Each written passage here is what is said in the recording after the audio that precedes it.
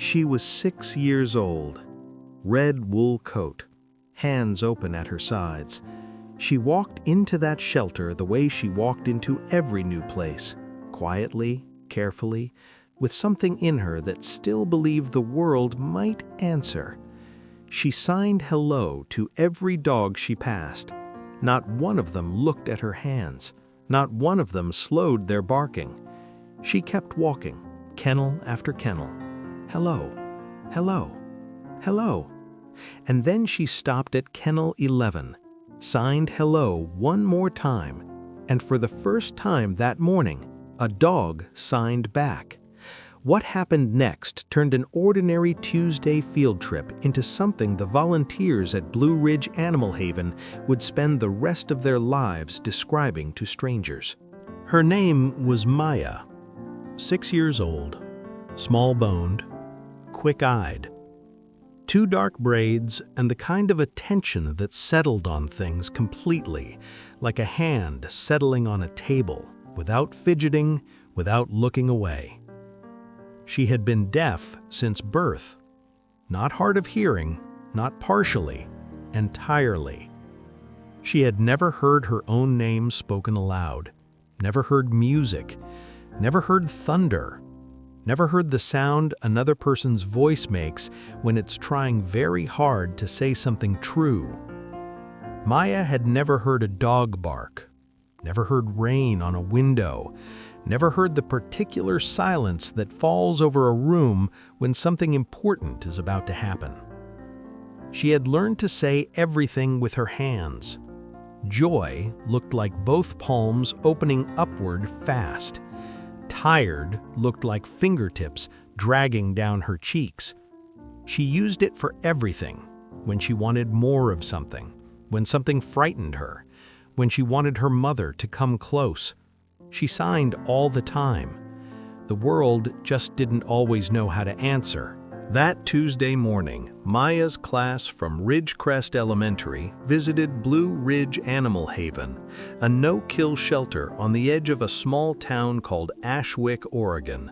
Population 4,200, 1 diner, and more dogs per household than most cities twice its size.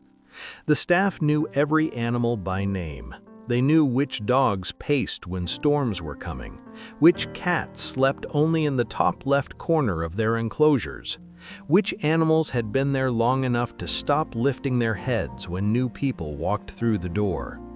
The class had come as part of a community connection program. The children were supposed to learn about adoption, spend 20 minutes in the meet-and-greet yard, then return to school before noon. Some of them had been vibrating with excitement since the bus pulled out of the parking lot. One boy had already named the dog he was going to ask his parents for. Their teacher, Mr. Delgado, kept quietly redirecting children who were sprinting ahead of the group. Maya had walked beside her sign language interpreter, a young woman named Sonia, hands loose at her sides, eyes moving carefully over everything. Maya moved more slowly than the others. She stopped at the first kennel, raised her right hand, and signed, "Hello."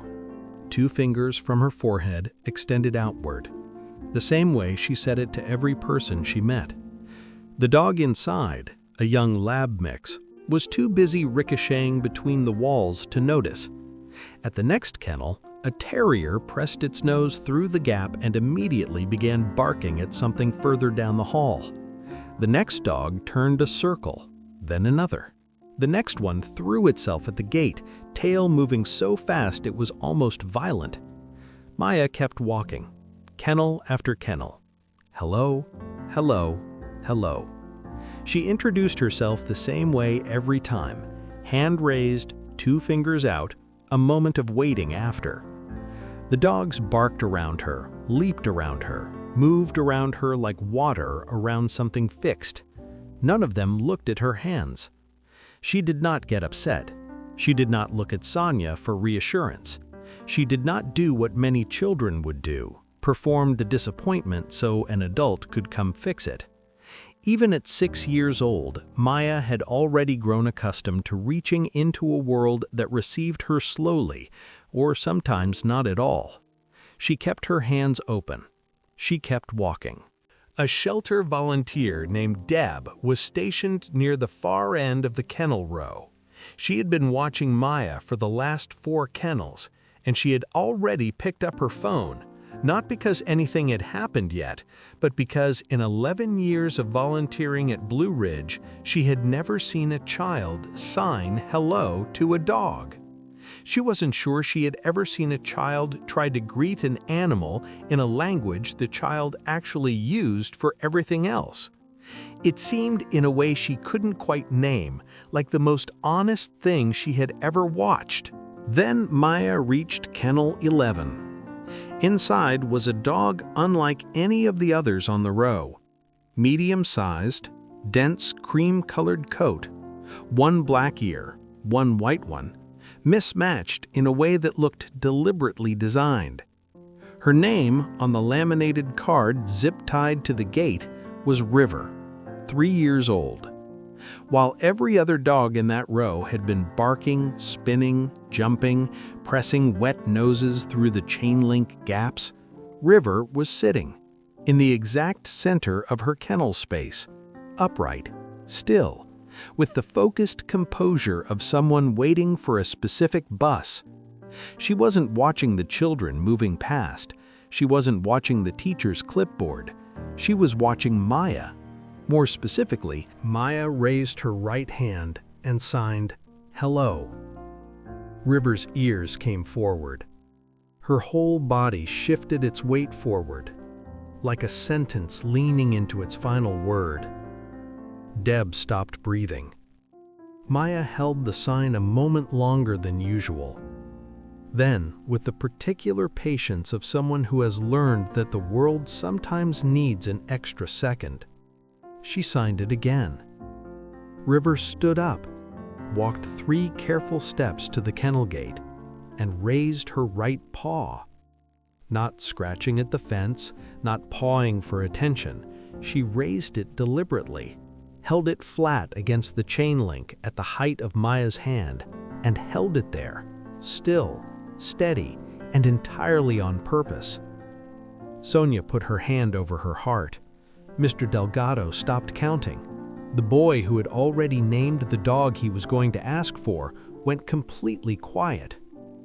Maya looked at River's raised paw for a long moment.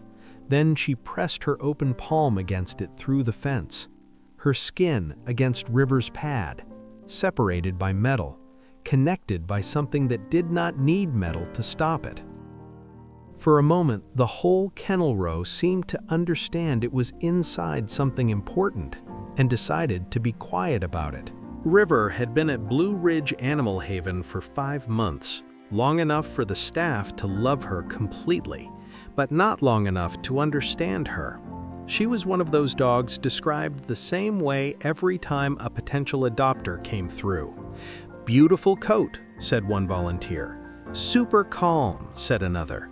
"Great with kids, no resource guarding, walks well on leash." But then the hesitation, always the same hesitation. "She's a little unresponsive. She doesn't really react when you call her name. She just kind of sits there and stares at you." Family after family had found that staring unsettling rather than sweet, and moved on to a dog that barked hello at the door and made the decision feel obvious. River's file was clean and detailed, healthy, current on vaccines, estimated age 3. Surrendered by a previous owner in the town of Camas Valley. But there was one line in the original intake notes, written in the cramped handwriting of whoever had processed her intake on a busy Friday afternoon, that no one had thought to follow up on. Appears to respond to hand signals, verbal commands less effective. 8 words, logged and filed, and never connected to anything. The shelter director, a man named Gil, pulled River's full surrender file after Deb sent him the video from the kennel row. River had belonged to a woman named Helen, 71 years old, retired school teacher. lifelong resident of Camas Valley, and deaf since the age of 19, following an illness that her family still described with a particular kind of quietness. Helen had adopted River as a young dog and raised her entirely and without exception in a silent house. She had never once spoken a verbal command to her. She hadn't needed to. Helen had trained River entirely in American Sign Language, the same system, the same hand shapes, the same grammar that Maya had been using since before she could walk. Sit, stay, come, good girl, all of it signed, all of it learned by a cream-colored dog who had spent 3 years learning that hands were how the world communicated the things that mattered. Helen had passed away in the spring.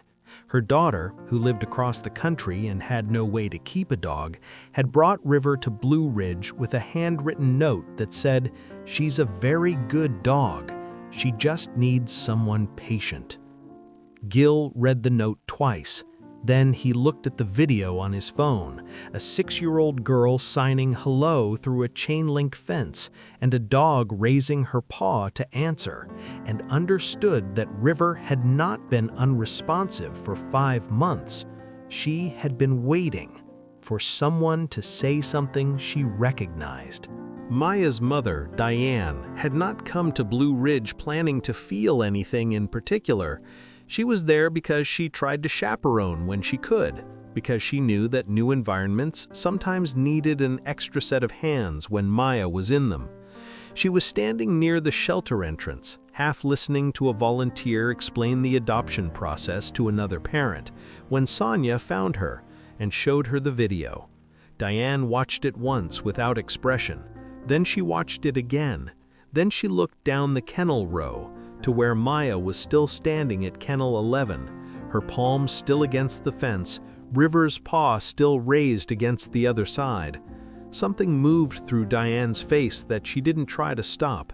She had sat in audiologist offices and school meetings and speech therapy waiting rooms trying to explain to people that her daughter was not limited, that Maya communicated constantly, fluently, in a language that was as complete and as beautiful as any other, and that the difficulty was never Maya's. She had watched Maya sign hello to children who stared. She had watched Maya extend her hands into spaces that handed them back empty.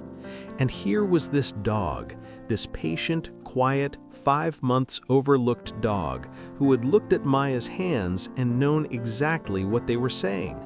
Not because she had been taught to accept Maya's differences, not because anyone had prepared her, because she had grown up in the same language, because to River, hands weren't an accommodation, they were simply how the world spoke.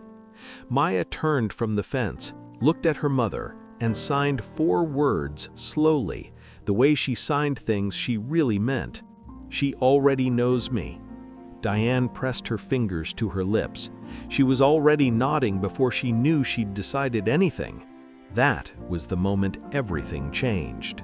Gil reached Helen's daughter, a woman named Carol, by phone 3 days later, and asked if she might be willing to make the drive to Ashwick. Not for any formal reason, just because there was something she might want to see. Carol arrived on a Saturday morning.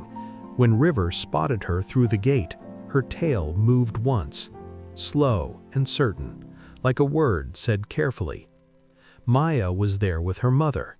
She noticed Carol the way she noticed most things, completely, without announcing it. She walked over to where Carol was crouching near River's kennel, tapped her gently on the shoulder, and when Carol looked up, Maya raised her right hand and signed hello. Carol's breath caught. She recognized the hand shape. She had watched her mother use it 10,000 times, across a dinner table, in a garden, from across a church parking lot. Later, Carol told Gil what she'd seen, and Gil told her what Maya had signed next, the thing Maya had signed to her mother at the fence. The sentence that had made Diane's eyes fill before she'd even finished reading it. Carol stood in the shelter parking lot for a long time after that, looking at nothing in particular, She already knows me. River had never been unresponsive. She had never been hard to read. She had never been the dog that families passed over because something felt missing. She had simply been waiting for someone whose hands already knew what they were saying. Someone who understood, the way River understood, that you don't need sound to make yourself completely clear. River settled into Maya's home as if she had been working out the floor plan in her sleep. She learned the rooms in a single afternoon. She slept beside Maya's bed, close to the wall. Calm in the way that things are calm when they have finally arrived at the right place, and know it. By the end of the first week, Diane said the house sounded different, quieter somehow, even though it had always been quiet. Fuller, like a conversation that had been waiting for its second voice. Maya still signed hello to River every morning, even though by then she knew River would always answer. And River still raised her paw the same way she had through the chain link at Kennel 11. Steady, deliberate, unhurried. Open hand to open hand. As if from the very first moment she had already known she was looking at someone whose language was the same as hers. As if she had never been waiting to be understood. As if she had only ever been waiting for Maya. Stories like this one take time to find and care to tell. If this one stayed with you, please like the video, share it with someone who needs it today, and leave a comment, even just one word. It means more than you know.